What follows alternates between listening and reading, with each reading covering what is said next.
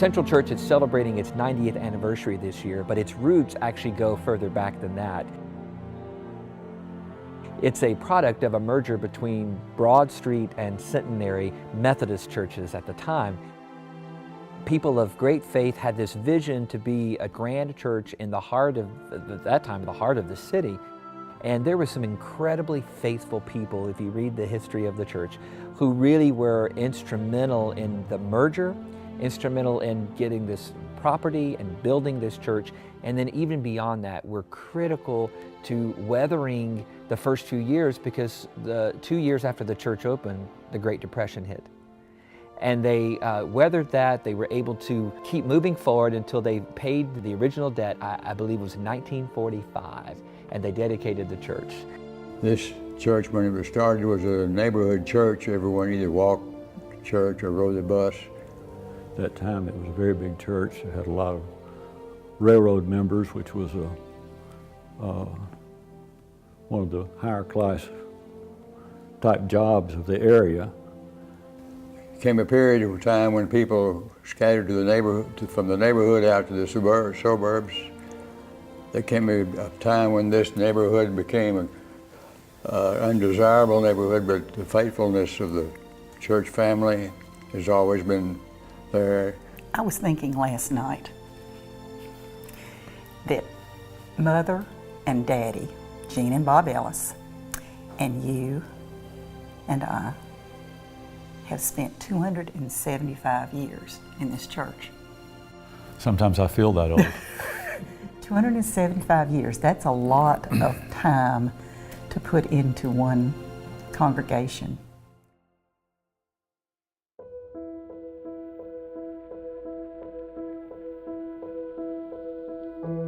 I can remember my first visit to this church when Catherine and I were just freshly married.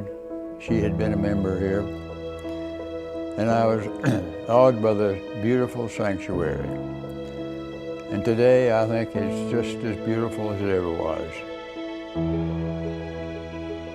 You feel like you are walking into holy ground. It's a comforting place. It's something that, again, maybe we do take it for granted, but I like to come in and sit here before the service starts every Sunday just to kind of reorient myself, you know, for what's going on in the week or what's coming up for the week, you know, to come, so.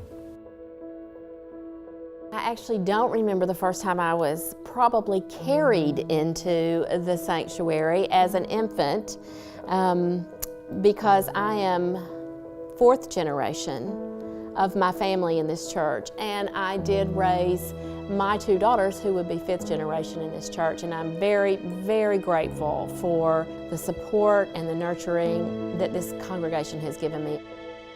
It's a very loving place to be.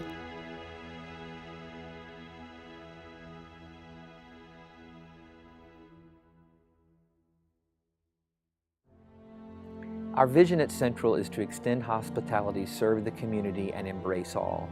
A hallmark of a vibrant and vital church is to be serving, is to be missional, is to be in the community. When I came here, I asked, what are some of the greatest challenges? And they said, our visibility. And I said, I think that's twofold. I think it's your physical visibility and it's your missional visibility. Who knows about you in the community? And there were already ways that they were serving through Volunteer Ministry Center, serving our unhoused brothers and sisters. Now we've partnered with Family Promise, and we work with Fountain City United Methodist Church in 4 times a year in preparing meals and staying overnight as they host homeless families. Those have become important parts of who we are. Our school partnerships really help to define Central and their service in the community, particularly Fulton High School and the way we've re-engaged with them and asked them the question, what can we do to help you help students succeed? The ministries that the church has been involved in has changed as the neighborhood has changed. Audley Weininger was responsible for starting Beta. It's a Sunday school class for special needs adults.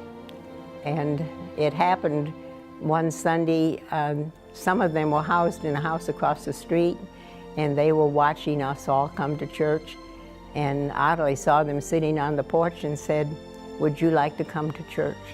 And they came, and she started a Sunday school class for them, which is still existing 25 years later.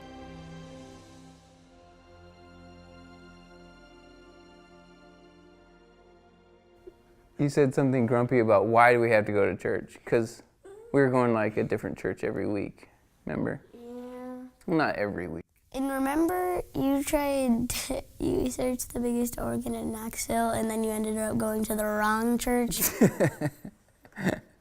Okay, so I thought, okay, I should probably clarify that. I just remember growing up, the youth would help in the nursery, and I would love them so much. And now I'm kind of that person that plays with them and everything. And just to see that cycle keep going and to know that the baby I held today could eventually be in my position, it's comforting to know that you're always going to have those people that care about you.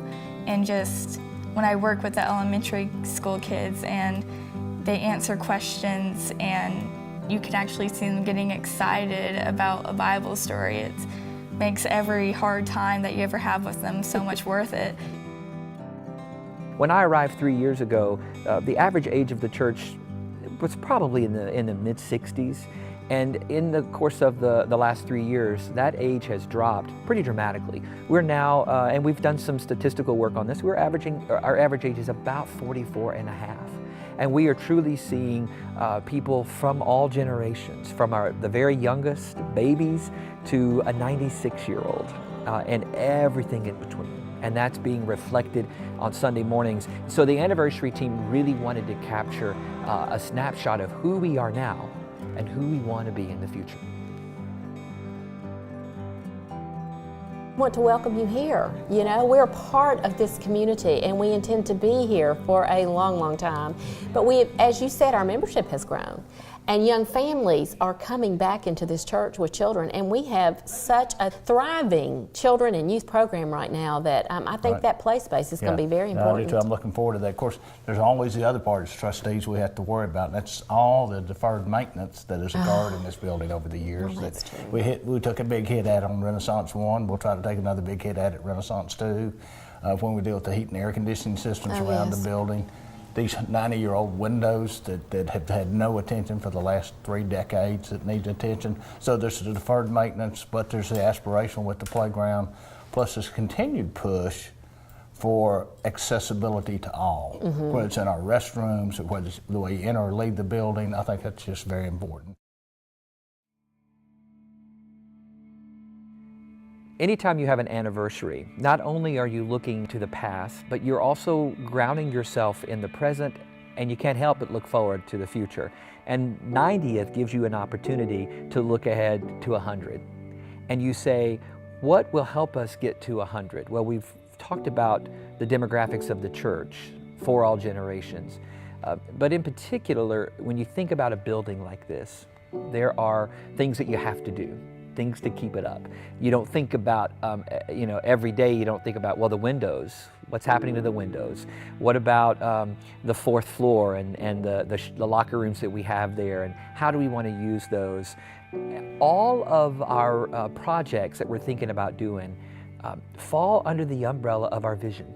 If what we do as a church does not align itself with our mission and vision, then we have to rethink that. And this capital campaign helps us to move into the next phase of who we want to be. And it's by addressing some building needs, by addressing some hopes, by touching on several of our communities with the family accessible bathroom we hope to put in. That will touch several of our demographics. The play and pray area that we're looking to do outside will not only give a place for our children and our youth to play and to reflect and to rest, but also our community could be a place to gather. So I think it's critical, I think it's important, I think it's a good time in the life of our church. There's a lot of energy around it and excitement, and I think it's a continuation of what was started 5 years ago, and then will propel us, I think, towards 100.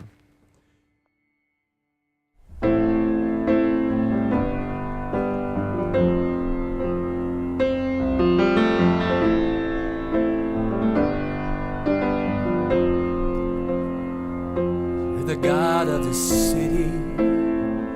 You're the King of these people. You're the Lord of this nation. You're the light in the darkness. You're the hope to the hopeless. You're the peace to the restless. You are. There is no one like our God. There is no one like you, God. For greater things have yet to come. Greater things are still to be done in this city.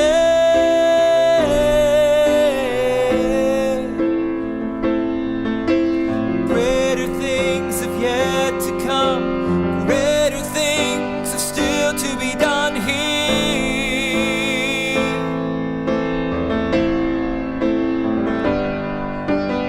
Greater things have yet to come.